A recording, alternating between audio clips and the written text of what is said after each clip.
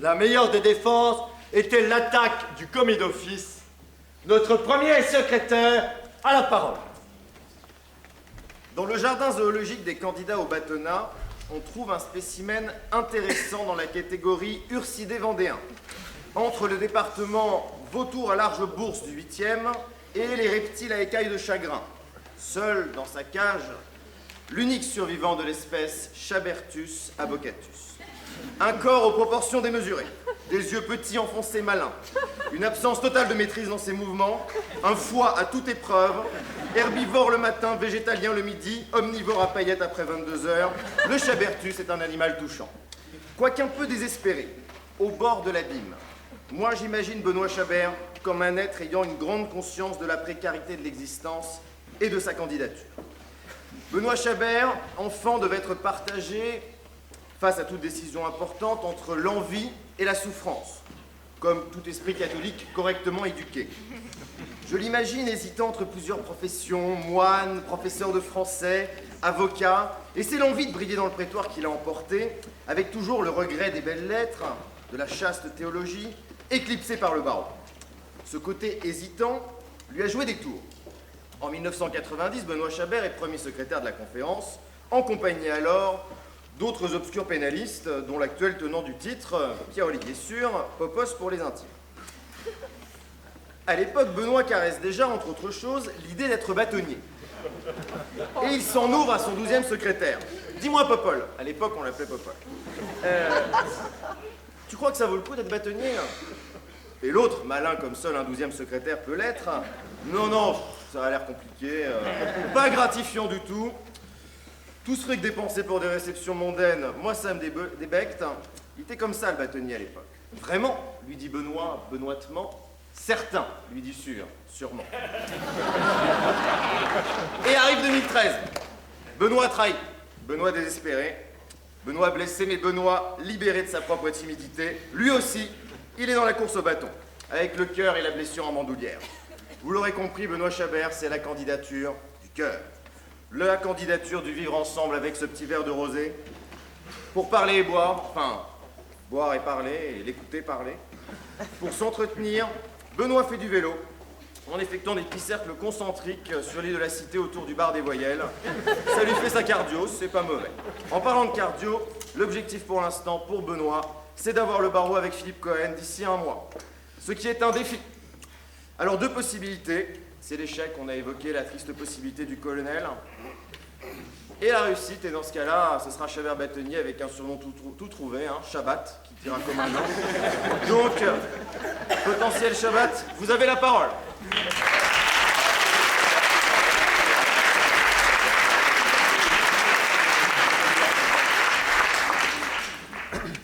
Monsieur le Premier secrétaire, Monsieur le Président, Madame la garde des Sceaux, Mesdames et Messieurs les hautes personnalités, mes chers confrères, mes chers amis, mais merde, Benoît, t'es pas encore élu, tu vas pas les faire yesh avec ce protocole de merde. Recommence. Guy Fitoussi, bonsoir. C'est un peu mieux, on change un peu, parce que vous voyez, mes amis, je vous donne un conseil que j'essaye d'appliquer. Ne ressemblez à personne. À personne. Ne pas ressembler aux doctes juristes qui affrontent les concepts et ronronnent leur savoir. Ne pas ressembler aux bateleurs de foire qui hurlent le bon mot en se prenant pour Fédot. Ne pas ressembler à l'ombrageux qui se tait pour faire croire qu'il pense, au volubile qui s'ennuie tellement lorsqu'aucun miroir ne le reflète. Ne ressemble pas, Benoît, au cynique, qui se tait, qui dit rien, qui avance masqué, se moque des autres et essaie d'émouvoir sur des coups qu'il feint de recevoir. Non, ne cherche pas à imiter, ne cherche pas à plaire, ne cherche pas à être aimé, ne cherche pas à te faire plaisir, ne cherche plus à chercher.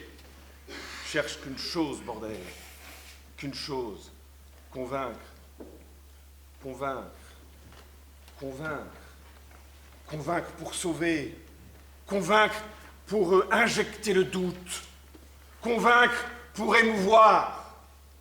Le parquet vient de finir de longues explications. Le procureur transpire, encore un peu, en requérant la peine qui rassurera la société, mais qui en fait ne servira absolument à rien. L'avocat général se rassoit. L'audience est levée. 5 minutes, qui vont en durer 15. Je reste sur mon banc. La salle se vide. Mes jambes tremblent. Je me concentre. Peu à peu, la trouille disparaît. Elle fut tellement vive hier soir, en préparant une plaidoirie que je n'arrivais pas à écrire. Et le calme s'installe doucement, juste à côté de l'angoisse, comme une petite bouée de sauvetage.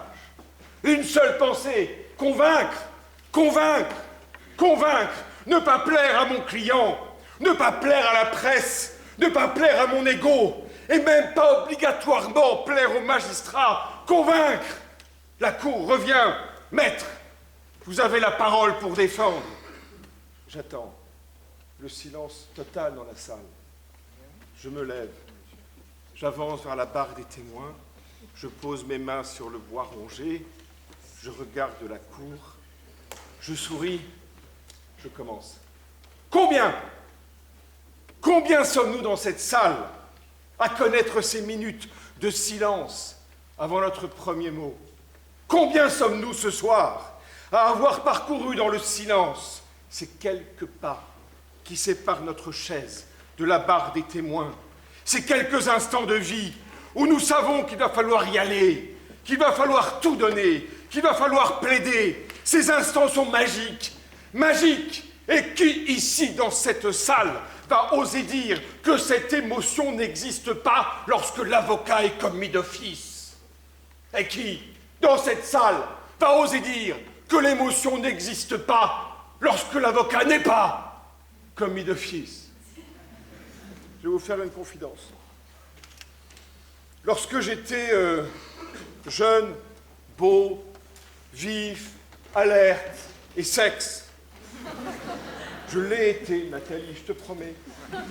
Je plaidais 10 fois mieux lorsque j'étais commis d'office que lorsque je recevais des honoraires. Heureusement, ce défaut m'est passé. J'aimerais tant, mes amis, tant savoir ce que veut dire défendre. J'aimerais tant pouvoir vous le dire ce soir. Finalement, avec le temps, avec mes échecs, avec mes victoires, avec mes doutes, avec mes remises en question, avec mes plaidoiries réécrites pendant mes insomnies, je me réfugie derrière une conviction simple. Défendre, c'est surprendre.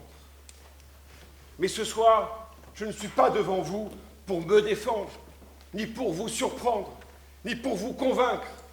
Je suis ici pour vous dire combien notre profession est belle, combien la conférence du stage que vous représentez est forte et pérenne, combien elle doit continuer à vivre. Il y a quelques heures, j'étais mort de peur à l'idée de parler devant vous.